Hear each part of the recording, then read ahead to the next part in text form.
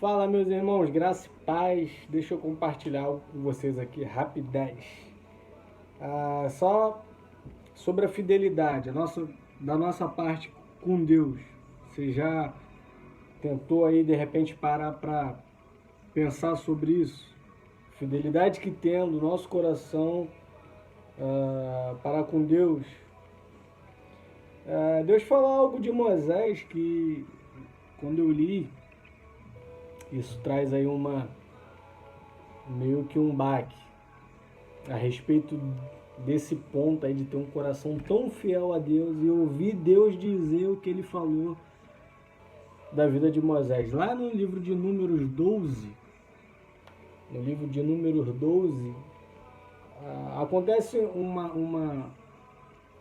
lance que Moisés casou com uma mulher, uma cuxita, que era etíope, e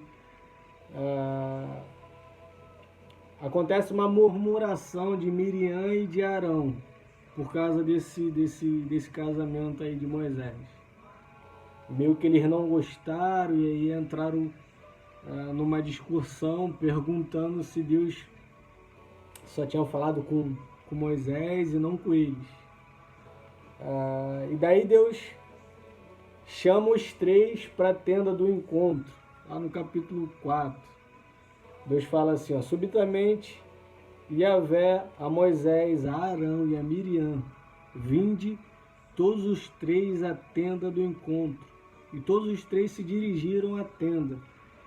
No 5, quando Yahvé desceu numa nuvem e se deteve à entrada da tenda, chamou Arão e Miriam, ambos se apresentaram. Então disse Yahvé, ouvi, pois, as minhas palavras.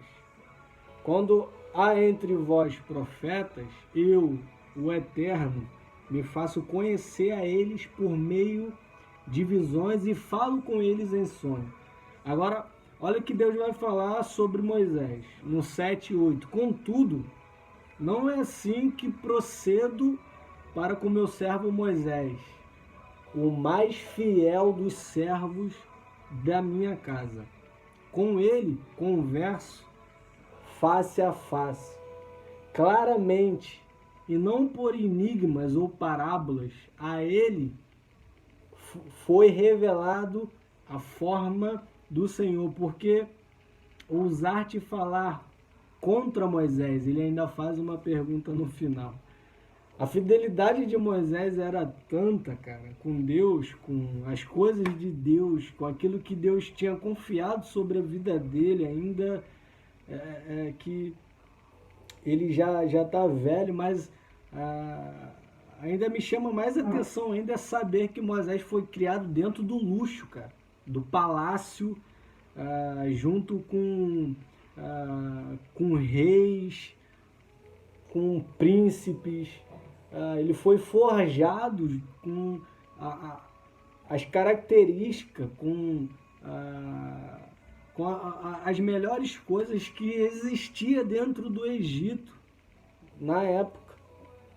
Só que há um ponto da vida dele que ele decide sofrer por aquilo que ele foi confiado fazer do que ter um momento de glória dentro do Egito. Olha só a cabeça desse homem. Aí Deus fala que dentro da casa dele, dentro dos servos da casa dele, Deus dizendo, esse é o mais fiel, e com ele falo eu face a face. E aí Deus ainda pergunta para Miriam e para Arão, por que vocês falam contra o meu servo Moisés? A fidelidade que o nosso coração, quando eu falo coração, estou falando da nossa vida num todo. Quando somos fiéis a Deus na verdade, ele fala face a face conosco. E aí a gente até entra num ponto também que eu falei aí no culto da mocidade, sobre esse lance do sacerdócio,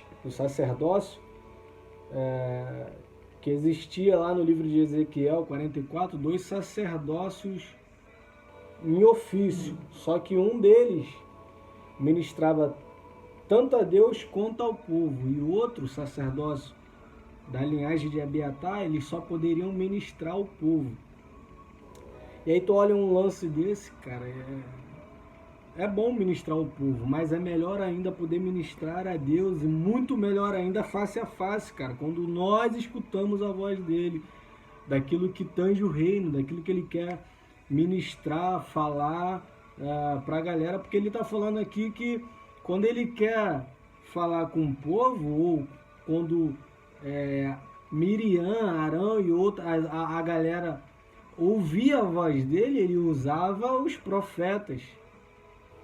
Só que com Moisés era diferente, com Moisés era face a face, por essa questão, pela fidelidade do seu coração. Então eu não sei o que Deus tem confiado na tua mão, eu sei o que ele tem confiado na minha mão e eu tenho buscado com zelo e lutado com zelo, até um ponto que Paulo fala para Timóteo, que Timóteo tinha que lutar pelas profecias que foram ditas aí sobre a vida dele, pela imposição das mãos, aí ele tinha que lutar para permanecer dentro do que foi manifestado sobre a vida dele, ou seja, aquilo que ele recebeu, ele tinha que lutar por aquilo. Então não sei o que Deus confiou sobre a tua vida, mas eu quero te dizer que a fidelidade do teu coração para aquilo que tange aí as coisas do reino, cara, vai dizer muito a respeito da tua vida. E ainda mais, Deus falará contigo face a face. Ele não vai precisar falar através de mim, Daniel. Ele não vai precisar falar, de repente, através do teu pastor ou da irmã do coque. Não, ele vai falar contigo face a face, cara. Você sabe o que é isso? Quando ele fala face a face, aí a gente entra no livro de Mateus, que Jesus está instruindo a galera ali acerca dos dízimos, do dízimo não, da esmola, da oração que os fariseus estavam fazendo ali em público, dando esmola em público, batendo sino, fazendo grandes orações para serem vistos. E Jesus fala, quando vocês quiserem falar com Deus, entra no secreto, no quarto. Só que falar com Deus face a face, para mim, eu particularmente, é em todo lugar que eu tiver. Às vezes é na minha moto, de repente num trabalho, limpando a casa, cara. Que nem aí uma reflexão que eu até coloquei aí esses dias a respeito aí do lance que eu estava aqui limpando a minha casa e do nada o Espírito soprou aqui sobre mim a respeito do culto, pelo fato de eu estar limpando a casa. Então, todo momento do culto é um momento que temos a oportunidade de sermos limpos, cara. Então, quando eu perco esse momento do culto, da comunhão com Deus, da comunhão com os santos, então eu perco a oportunidade de ser limpo, de repente permanecer limpo aí por mais 2, 3, 4 dias até o próximo encontro com a galera.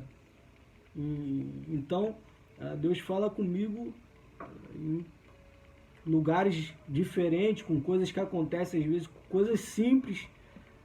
Então, falar com Deus face a face é a melhor coisa que existe. E ainda ouvir Deus dizer, que nem ele falou aqui para Miriam e para Arão, olha, com ele eu falo face a face, com vocês eu uso o profeta, eu uso a mula, eu uso qualquer coisa, cara. Mas com Moisés, fiel a mim, o mais fiel dos servos da minha casa, falo eu face a face. Então fique com essa palavra, pense a respeito disso, como anda a tua fidelidade com Deus que você diz que serve. Graça e paz.